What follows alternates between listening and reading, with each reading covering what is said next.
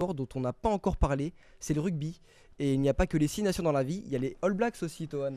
Et oui, Dave Rennie tient son nouveau staff. Le remplaçant de Scott Robertson à la tête des All Blacks a soumis les noms des membres qui l'encadreront 3 semaines après sa prise de poste. Tout d'abord, l'entraîneur adjoint Neil Barnes, passé comme coach du Canada durant 6 ans, ou des Chiefs de 2015 à 2022.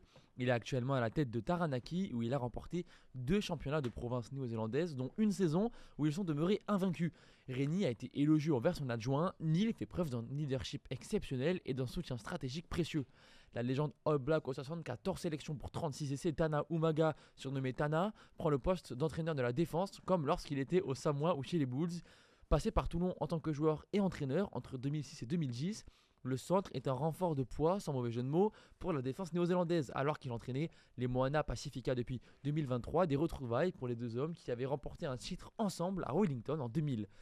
L'attaque sera quant à elle dirigée par l'ancien international écossais Mike Blair, fort de ses 85 sélections, le deuxième demi-mêlée le plus capé de l'histoire de la sélection, derrière le Montpellierin Ali Price et l'ancien bréviste, accoutumé de la méthode à la Dave Rennie, eux qui ont officié au même poste et ensemble avec les Kobelco Kobe Steelers, qui quittera à la fin de la saison.